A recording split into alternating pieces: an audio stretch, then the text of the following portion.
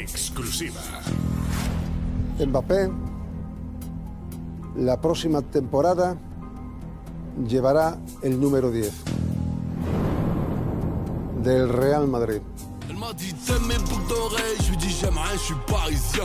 J'irai au resto du cœur quand ils auront 2 étoiles Michelin. Salut à tous, bienvenue dans la quotidienne, j'espère que vous avez passé un bon week-end parce que là on est reparti pour une saison 14 de la saga Mbappé au Real Madrid. Et évidemment qui dit exclusiva dit Chiringuito et c'est Paco Bouillot, ancien gardien du Real d'ailleurs, qui a lâché cette info en direct dans l'émission. Kylian Mbappé portera le numéro 10 la saison prochaine chez les Merengues. Alors bon, le numéro 10 aujourd'hui c'est Luka Modric qu'il a et il a quand même fêté ses 75 ans de poteau. Donc s'il y a un joueur qui doit lui lâcher un numéro, c'est bien lui. Et d'ailleurs, si vous croyez pas les sources du Chiringuito, attention, parce que hier ils ont précisé qu'il y en avait un qui loupait pas une seule émission. Écoutez bien. Que por cierto, ayer hablando con un amigo suyo me decía, Mbappé está muy atento a lo que decimos en el Chiringuito. Muy atento. Et ouais l'équipe, Kylian Mbappé il surveille le Chiringuito pour vérifier quel numéro de maillot il aura la saison prochaine et ce sera le numéro 10 du coup. Enfin attendez parce qu'il y a le 9 aussi, parce que oui, le Real Madrid joue sans numéro 9 depuis le début de la saison et ça commence à se voir, un match nul 0-0 à domicile hier face au Rayo Vallecano et énorme surprise, Jude Bellingham n'a pas marqué. Alors il a bien joué tout le match mais cette fois-ci pas de miracle et pas de quoi inquiéter Carlo Ancelotti qui a répondu à la question suivante, est-ce qu'il y a une Bellingham dépendance au Real? No, la tengo no, porque tenemos muchos recursos. Hoy Bellingham no ha entrado en las situaciones importantes de gol, pero hemos creado con Valverde, con Vinicius, con Joselu, con Rodrigo. Nos ha faltado un poco de acierto. Et tiens, puisqu'on a parlé de Kylian Mbappé, la déclat du week-end, elle le concernait et elle est signée Samir Nasri. C'était dans le JDD et il nous a dit ce qu'il ferait à la place de Mbappé. Il est francilien, moi à sa place, je resterai au PSG. Au lieu d'aller à Madrid gagner une 50e Ligue des Champions, alors que le PSG ne l'a jamais gagné. Si l'OM avait appartenu au Qatar lorsque j'étais au club, je ne serais jamais parti. Je pense qu'il vaut mieux être le roi de son peuple. Voilà, dites-nous ce que vous en pensez en commentaire. Pour moi, je pense que c'est un peu mieux de devenir une légende dans son propre club, quand même. Qu'est-ce qui s'est passé en Ligue 1 ce week-end? Lyon n'a toujours pas gagné un match, c'est terrible. Match nul, un but partout à domicile face à Metz. L'OL qui n'y arrive vraiment pas, un dernier du championnat, 4 petits points seulement et une stat effrayante. Oui, j'ai une stat effrayante. L'OL est le seul club du top 5 européen, première et deuxième division confondue, à ne pas avoir réussi à gagner un seul match cette saison. Ça pique. Et en plus, les joueurs ont encore eu rendez-vous chez le proviseur. Alors non, pas John Textor, mais le représentant des Bad Guns qui a encore une fois voulu leur parler. Mais cette fois-ci, les joueurs ne se sont pas arrêtés et c'est Fabio Grosso qui a pris ses responsabilités et il l'a souligné en conférence de presse. Je remercie les supporters parce que j'ai dit maintenant. Ils nous ont encouragés de première minute jusqu'à la 5e minute. Ils n'ont jamais lâché et ils ont tout donné pour nous aider à trouver cette victoire. Et donc je suis parti pour remercier ces gens qui nous ont vraiment aidé beaucoup. Et donc avec le cœur, j'ai senti de faire ça et je le fais. Petit point sur le classement de la Ligue 1 avec Nice qui est toujours leader, toujours invaincu, incroyable. Juste devant le PSG et Monaco. Et qui est 4e? Le Stade de Reims les amis. Et ouais, si vous avez encore des doutes sur la qualité des entraînements à Reims, c'est que vous n'avez pas regardé Téléfoot hier. Parce qu'on est allé là-bas pour faire le challenge de la lucarne. Et regardez bien la masterclass de Will Steele, zéro pression. C'est bon? Allez.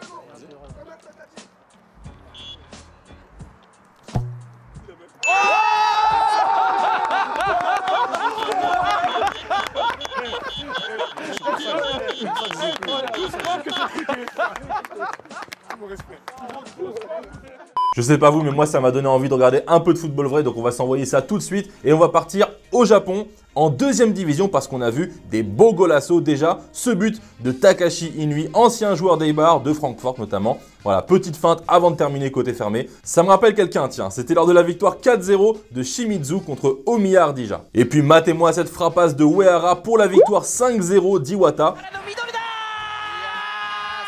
C'était face à l'équipe de Mito. Et non, je ferai pas de vanne sur le nom. Promis, j'en ferai pas.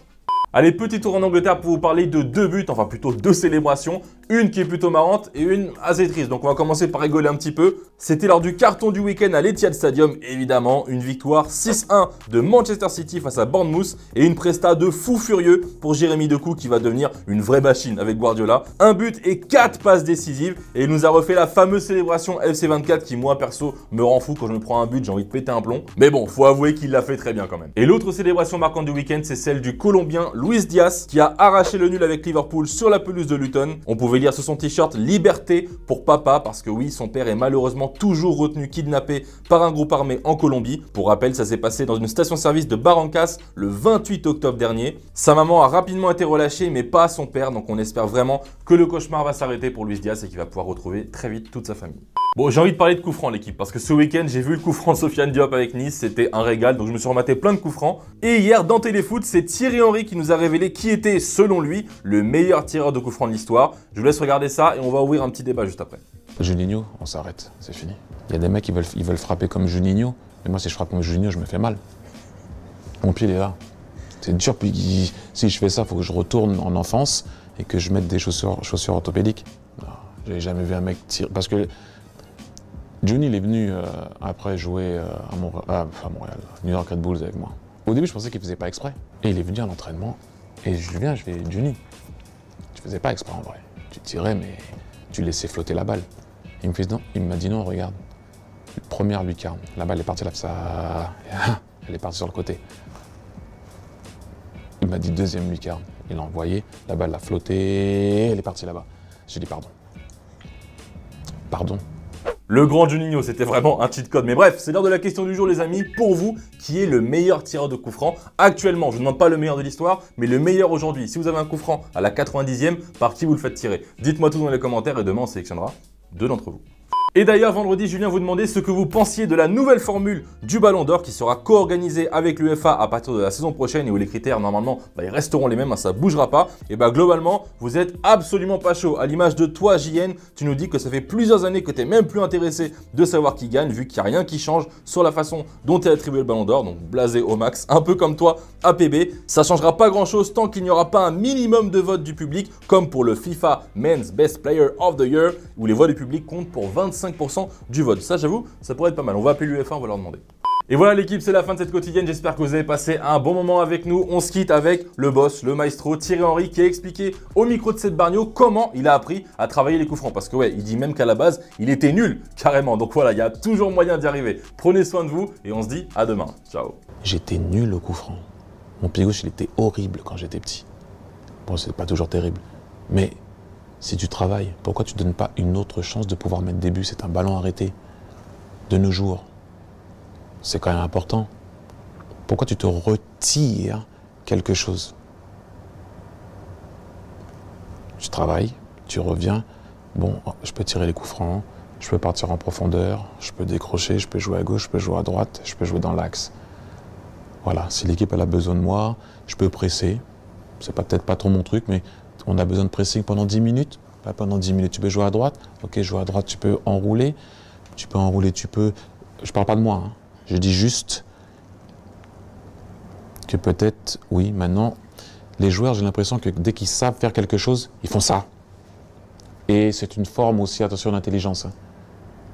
C'est super important aussi de savoir qui tu es, mais surtout qui tu n'es pas.